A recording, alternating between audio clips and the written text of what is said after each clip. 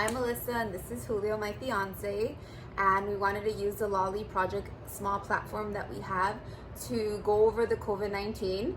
For those of you that haven't heard, we tested positive, so we both got we both got COVID-19, and so we wanted to make this video in hopes to educate you guys on what we felt. We know that the symptoms are different with everyone, but we did want to share a little bit of how we got it, when we got it, the important information that we got, because knowledge is power. And yeah, so we basically are about 10 to 11 days in quarantine. We're feeling much better, but we're gonna start off when Julio first started getting the symptoms, which was about 10 days ago. Go ahead. 10 days ago. Not this past Sunday, but previous Sunday, 10 days ago, I woke up diarrhea. And from there, it's just kind of like a slight congestion on my nasal around here. Nothing too crazy. Just kind of how it feels like when you're out in the cold the previous night too long. You just have like a little bit of congestion. And then from there, we just kind of went about our day. She made a jaiba, which is a Mexican dish. I could still taste. Everything was good. Sunday night football. We usually stay up and we watch all the games pretty much on Sunday, but Sunday night football I literally knocked out probably like into the first or second quarter. I just felt really tired. I didn't wake up until the game was over, and then when I woke up I felt like some body aches, a little bit kind of like soreness, slight fever. I did have a slight fever. I think I measured myself as like at 100.1. I think technically 100.4 is a fever, but nevertheless is more than normal. Then just kind of took NyQuil, and the next day is when she woke up and she said, "I think I'm getting sick too." Yeah, and I took NyQuil as well. I was thinking it was just maybe like the flu or upcoming cold. So I woke up really tired, but I just assumed it was part of the NyQuil. But Julio did take my temperature overnight, and I did have a fever that night. And then the next day I started getting the body aches as well. Now it's Monday, but we still went about our day. Ever since the pandemic hit, I work from the office and sometimes at home, but Julio mostly works from home. So just a little side note, ever since we found out what COVID-19 is and the pandemic hit, our little family has taken this virus very serious. I'm even one to have in the past gotten mad at friends and family members when I see them that they're out and about, or they're traveling, or they're not wearing their mask.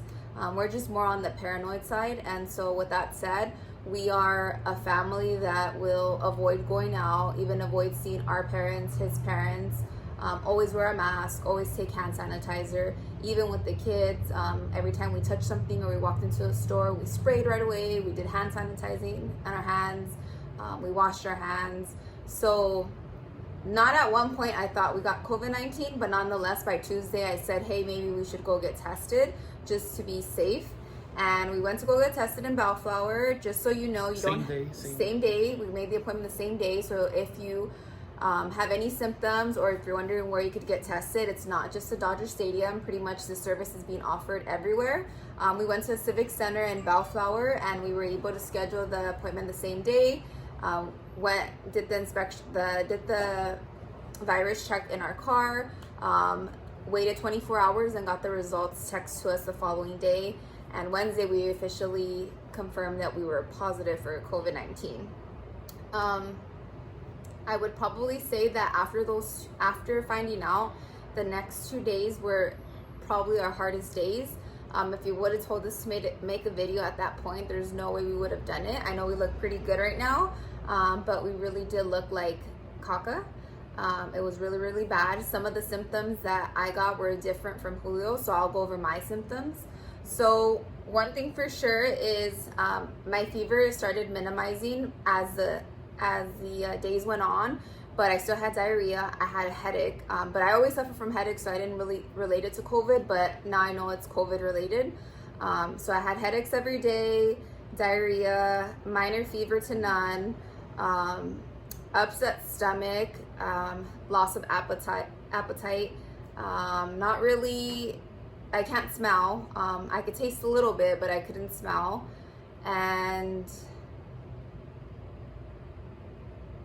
I think that's it for me. But the biggest one was the breathing.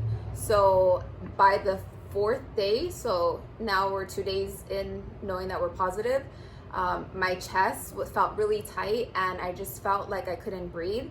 A good example would be like maybe when you were little, you used to hold your breath when you were in the swimming pool and see how long you could hold it. And then when you come up, you try to just like fight to get air because you can't breathe. That's exactly how I felt without doing any physical activity. So I just felt shortness of breath. My chest felt really tight, and that was probably the most scariest thing. And that was one of the symptoms that was very common with Julio because he felt the same way. You want to tell them? We're going back to Monday, right? Woke up with like around 3-4 in the morning with even stronger body aches. Felt day we decided that we should go get tested. Backtracking a little bit to Monday, I did mention to Melissa that I haven't got a common cold or any kind of sickness in probably like 3 years. So for me to feel under the weather was a little strange, a little different. But I just felt like, hey, you know what? It's probably that time. So that was Monday. But Tuesday, when she started, her symptoms were piling up too, and we just, told each other maybe we should get tested. Got tested the same day. We literally scheduled it 9 in the morning to get tested at 3 p.m. Got tested, got the results the following day around 12:30, and yeah, sure enough, we were positive. So, as soon as that happened, we just came straight home and started the whole quarantine process. And the next 3 days, that I would say were probably the toughest. With the shortness of breath, we had other symptoms, body aches. Not severe, but the shortness of breath was no joke. To the point where at the peak of it, we were going to go to the emergency room. Well, at least for me, because I just couldn't.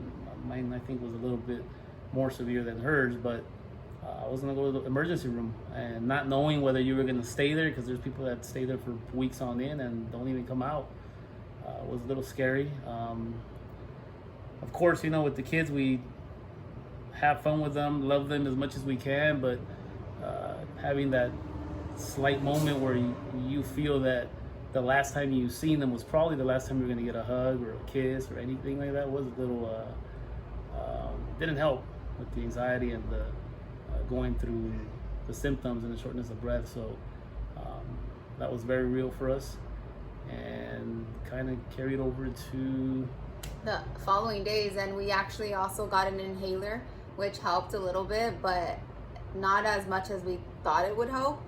Like Julio said, it was probably the scariest time.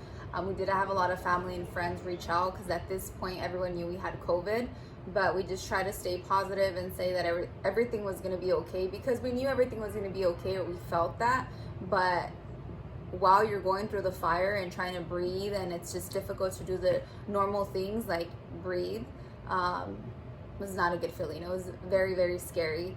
And for those of you guys that have been exposed to COVID or think you might have COVID, we found out very soon that we're not supposed to be taking NyQuil or medication to try to cure like a flu or a cold-like type of disease, because that actually prolongs COVID-19 to get out of your system. It makes, they say that even one of the ingredients in NyQuil is, or Dayquil, either or, will make the symptoms either prolong or even amplify them.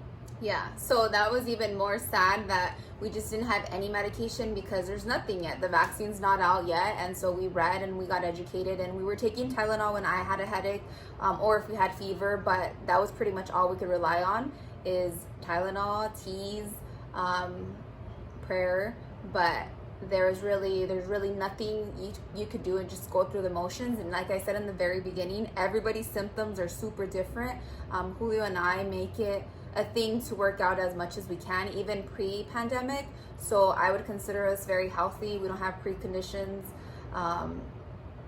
something that would be alarming or something that we would prolong the COVID-19. So first of all, finding out we had COVID-19 was a shocker because like I said, we're very paranoid and we try not to go out. We don't travel. We try to work from home. And then once we did get COVID-19, I just assumed or thought that we would be one of the people that didn't get any symptoms, like asymptomatic, because we're so healthy and because we try to work out and eat healthy. I don't drink, I don't smoke, but hey, even though we're young, we got a lot of the symptoms, and the toughest symptoms and the common symptom for both of us was challenge on breathing. So shortness of breath, tightness in our chest, and we had to basically pray about it and make the decision, are we going to go to the emergency room or are we not? And I know people that did have COVID told me, like, if you're feeling a certain way, then don't risk it and just go. But luckily we didn't go. We just managed and we hung in there. Another thing is, once you test positive, somebody from the health department calls you just to get more data. So they called Julio first, and basically they gave us a lot of information. They gave us a time frame where we could find out more or less like what day we think we got infected. And then they also described COVID-19 as like a sticky type of virus. You want to tell them what lady said? Yeah, she basically told me, or asked me rather, if I ever had a barbecue before, which I have. So she says when you have barbecue sauce on your fingers and you just simply try to wipe it with a napkin, if you still touch your fingers, it's still a little sticky. So through some of the research that they found out and looking at this thing under a microscope, is that the actual virus does have like a sticky substance shell to it. So that's why they say to wash your hands with the warmest water possible, because it literally, just like barbecue sauce, is, as you put it under water and warm water and soap, it kind of just melts away. So it's kind of the same concept.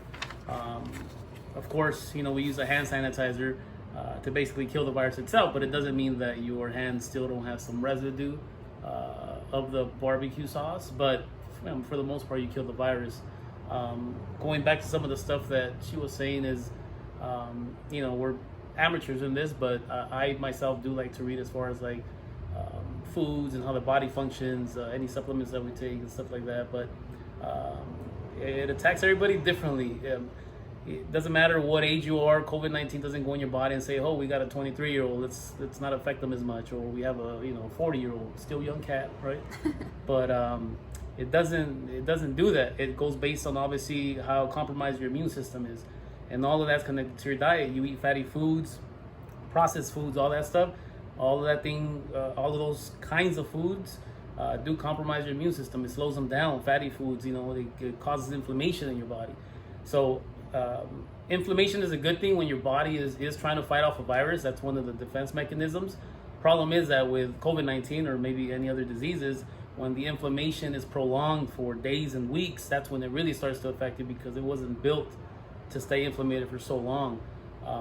But eating healthy foods and all that, you find out which healthy foods do have anti-inflammatory properties that will help your body basically not get inflamed, and at the same time fight off the virus. So we did do a lot of the home remedies, the immune boosters. I mean, we have a garlic shot that we take that consists of garlic, purple onion, some limes, and a little bit of water, and it tastes nasty, but it is a huge immune booster as far as it helps fight off any bacteria, viruses. It actually helps lung health. You guys can read up on it, but just even that helps. Shots of extra virgin olive oil, anti-inflammatory. Same thing with hot water and lemon. All of those things. We're just combining everything just to give our immune system a better shot at taking care of this virus. Because at the end of the day, how the virus affects you is gonna be dependent on how strong your immune system is. Weak immune system, you probably have a higher chance of obviously ending up in the hospital, or symptoms are going to be more severe. So definitely take care of yourself, eat healthy all the time, but especially if in these kinds of times right now, stay away from the fatty foods. And the lady from the health department also told me, so they called Julio first, asked him a series of questions, try to gather more data, and then gave him some tips. Then they did the same thing with me. With me, one of the things that was a shocker, and I started telling my friends, is that she said that the COVID-19 virus can last on items for 72 hours. Now, I might be like, maybe everyone already knows this, but if you don't, or if I help one person, then that's good enough. But like I said, our little family is always very careful. We don't like to go out. We love to go out, but we weren't going out. We weren't traveling. Minimizing contact or communication with people, even if it was like our parents or siblings. So we were always very careful, hand sanitizing, all of that. But one thing that we didn't do is we would get packages from Amazon all the time, or just mail. We wouldn't spray that down. If we went to the market, whatever we put in the bag, we would just bring it down, wash our hands, and we would just go back and touch the bag and take all the food out, like cereal boxes. So one thing that was a shocker for me to find out is that the virus can live on glass, plastic, or cardboard for 72 hours, which is 3 days. So even if you're washing your hands or you're doing the hand sanitizer, but it's on the container, once you touch the container, and if you touch your mouth, your eyes, or something, then you basically infect yourself. Another good thing that she told us is the time frame. So when do we think Julio and I got it? Well, I assumed, lack of knowledge, that we got it over the weekend because he started feeling the symptoms Sunday night. I felt them Monday night. So we just assumed we probably got it Friday or Saturday. But the virus doesn't work that fast. What she was saying is that we probably got it on Wednesday. So the Wednesday before the Sunday that we were getting the symptoms. So she said we probably got it on Wednesday. It hit our body some way, somehow. 2 days after that, on Friday, we become contagious. So now we could expose people to the virus. And then 2 days after that is when the symptoms start. So it's not like if you come into contact with someone and coronavirus goes in you that you start feeling the symptoms right away. It's actually about 4 days after that. So luckily the kids tested negative. They don't have it. They're safe. They're not with us. We're quarantining. But yeah, 4 days after we got it is pretty much when we started feeling it, and then 2 days after that we got tested, and now we've just been going through the remedies. Like I said, we're at the end of this whole quarantine, and thank God we feel so much better now. And another thing that I wanted to mention as far as like the virus and how it works as far as the time frames, the 4 days after. So based off of the time frame that the lady gave us, one of us got it first, obviously, but we got it on Wednesday. So we started thinking about what did we do on Wednesday. So Wednesday I went to the office, normal day, went to the office, and I went to FedEx, and I went to the market, then I came home. And then Julio, he, like I said, since the pandemic hit, he's been working from home. So he did step out to meet with the contractor on one of our houses that were getting renovated. But he wears his mask. They don't physically touch. So we have no idea who gave it to us on Wednesday. But somehow one of us got it on Wednesday. And just recently I found out that my boss also tested positive. So whether he gave it to me or I gave it to him, looks like I exposed it to my office. And I did, my boss did get it. And I'm not going to talk about his symptoms or anything, but he is much older than I am. And I would say I'm healthier than him because he doesn't, like to work out or eat healthy. But he's actually doing way better than the symptoms that we got. So I just want to throw that out there, that it doesn't matter, like Julio said, how old you are, what color skin you are. Basically, like, the virus is going to do what it's going to do in your body, and it's going to act different with a lot of people. That's why there's some people that get no symptoms and can go back to work or don't even know they have it. But it varies with everybody, and unfortunately we didn't get like the asymptomatic where we didn't feel anything. We went through some symptoms, but I just wanted to throw that out there that my boss did get infected, and he seems to be, the only symptoms he's having is a headache. And of course we wish he would have just gotten a headache. So it's different on anybody. Nonetheless, like I said, the health lady gave us a lot of information, and we have the best friends and family members that were dropping off care packages. I mean, since the day they found out we had it, we were getting so many things, from soups, inhaler, toys for the cat because the cat started feeling sick, hand sanitizer, wipes. They would cater breakfast, lunch, dinner. But one of the things that we did get educated was, or Julio was, on the different types of disinfectants you can get. So these are the ones that we've gotten, in case you've seen any of them. Here's another one. And then your Lysol. So just so you know, on these disinfectants, because because we've been so careful and still getting it, I started looking at everything where it was, we were asking ourselves questions like, how did this happen? So obviously one of the things is like, were we even disinfecting properly, or keeping everything sanitized? So I started looking into all these, and I started looking at some of these bottles. Like, this stuff doesn't help. Like, if you look at it, but if you go on the CDC website, they have some links there. You just look for the tool that looks up the EPA regulation numbers. Every bottle that is part of the EPA regulation, basically the formula that they use to, like, let's see if you can see this one. You can't really see it. There's some numbers on there. What you do is you just input the first two set of numbers, and it'll tell you exactly how they have it registered, that formula, and exactly what it kills. So the coronavirus is an enveloped virus, and then there's other viruses that are small non-enveloped and then large non-enveloped. So the non-enveloped viruses are actually harder to kill than the envelope viruses, which means that coronavirus can be killed easily when you sanitize and disinfect properly. So this one right here, if you look at it on the website or any of the other ones like the Lysol and stuff like that, even if it doesn't say human coronavirus, like this one says that it kills the rhinovirus. Rhinovirus is actually a non-envelope virus, which means that it's harder to kill. So any disinfectants you get that can kill a non-envelope virus can kill the coronavirus with ease as far as disinfecting. So they do work. So they do work. So you just have to go on the website and then kind of follow the contact time. So all these right here, these are 10-minute contact times. This one, 10-minute contact time. The only one that's a 2-minute contact time is the Lysol that we have here. So what does that mean for those that don't know what the 10-minute So contact? when you spray the Lysol, it's a 2-minute contact, meaning that whatever surface you spray has to stay wet with this Lysol for 2 minutes so it can properly disinfect. You can't simply spray it and then just wipe it down and then think you're fine. The 10-minute ones are actually stuff that you have to spray. They have to stay wet for 10 minutes so they can be properly disinfected.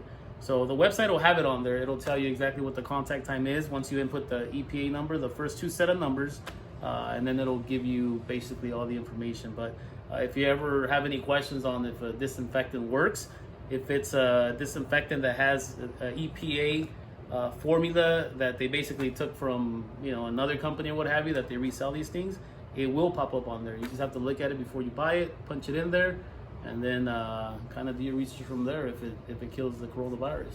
And our favorite one out of all of them has been this one, which you can find on Amazon for like $6.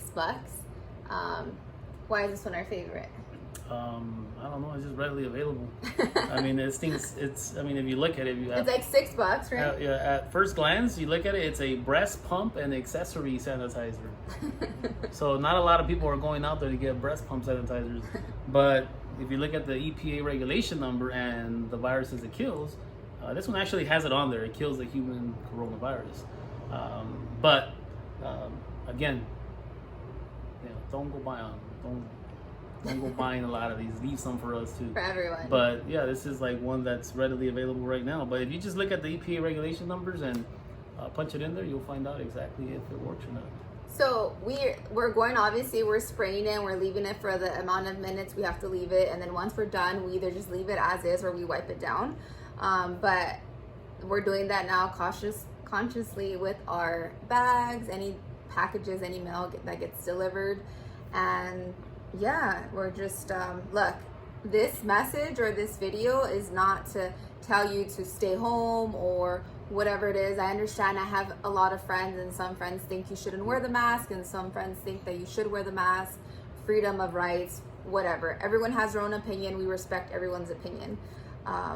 When I've ever given you or any of my family members attitude as far as being out and about or being careless, it's nothing personal. It's obviously so that you don't get sick, so I don't get sick, so we could stop the spread of coronavirus. So we didn't make this video to tell you not to go out or not to travel, because we weren't doing any of that and we still got it. But we are making this video just to give you a little bit more of information and just tell you that the virus is still out there. It's real. It's scary, at least for us. The symptoms we got, there are scary symptoms.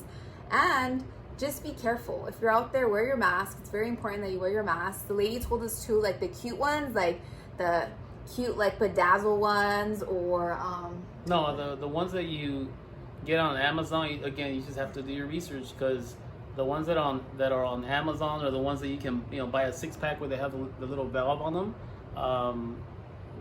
You just have to read, because They will filter the air coming in, I think it is, but the air being thrown out is unfiltered. So the masks that are obviously approved, those actually filter air going in and filter air going out.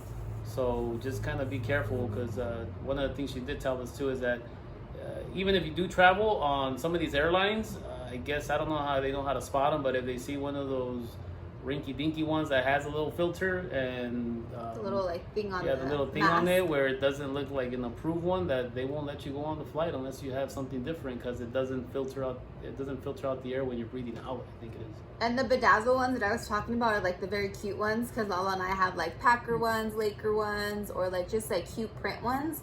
Those are okay, but she did recommend to put a medical one and then put that one on top just to be safe. So we don't want to inject fear out there. We just want to give you guys some data, some information, tell you guys that we're doing great. The kids are great. We can't wait to be out and about again, but be careful, take it serious. Low key, be scared. It's crazy. Yeah, just be very scared. Not scared, be very cautious about going out, and 6 feet distancing. Try to not have large social gatherings, and if you do, wear your mask, wash your hands. And then a fun fact to end this. So with our cat Blue, he did get sick and he's doing better. Fun fact, us humans can give our animals, so our dogs or our cats, COVID-19, but they can't give it to us. So do I think he got it? Absolutely. There's a few days that he stopped eating. He was meowing a lot. He was just, cats love to sleep, but he was like on another sleeping level. But he is doing better, and there's, like I said, there's no remedies for the animals or for us. It's just a matter of going through the quarantine process, Tylenol teas, garlic shots. So we'll definitely add some stuff that helped us down here, and if you want to just pass the video forward to educate someone else, that would be great. I feel like I'm forgetting something. In case you want to make it, the garlic shot mix is basically a whole head of garlic. Break it down to the cloves, strip, take the, peel them, the whole head, put it in the blender, along with a whole purple onion, strip it down, put it in the blender, 3 limes, put that in the blender, half a cup of water, blend it all up until it's nice and smooth, and put it in a glass container, put it in the fridge, and take 3 shots a day, morning, afternoon, and night. Extra virgin olive oil I was taking 2 to 3 times a day, morning and night for sure, and then sometimes I would take one in the afternoon. Those are just 1 tablespoon shots each time. The lemon with the hot water, half a lemon if they're large, into just like a cup of coffee, hot water, and just drink it up morning and night. But that's the bulk of the home remedies, and I think they work beautifully. And whether you have symptoms or not, if you've been exposed to someone that has it or you feel a little off, just go get tested. It's free. You can get your results in 24 hours. And if you do have it, be courteous enough to tell anybody that you came around that, hey, I'm positive, so that they could go check and we could stop the spread of this COVID-19. It sucks not being around our kids, not being around our family members, but like I said, we're in the last days. We're going to get retested tomorrow. And one more thing, if we test negative, do not look at us weird, because once we test negative, that's it. We don't have it. It's As not a matter of fact, we're going to start charging people to hang around us, because now we have the antibodies. Yeah, we have a little bit of We're going to be breathing out this invisible gold. So if you want to hang out with us, you can Venmo us $100 an hour each. And we'll give you the antibodies. Hello.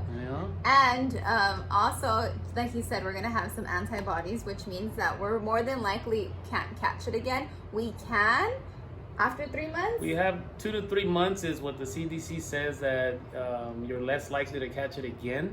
But you can. The chances are still there, but you do have those antibodies.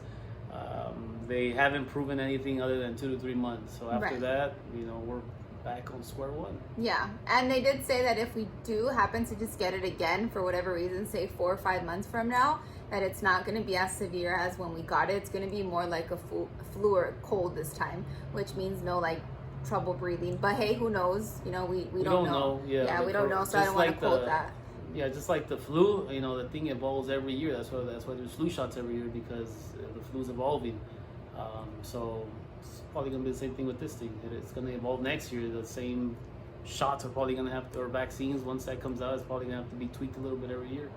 So don't judge anybody that goes out, but if you're going out, wear your mask, wash your hands, and we hope this video helped you guys a little bit.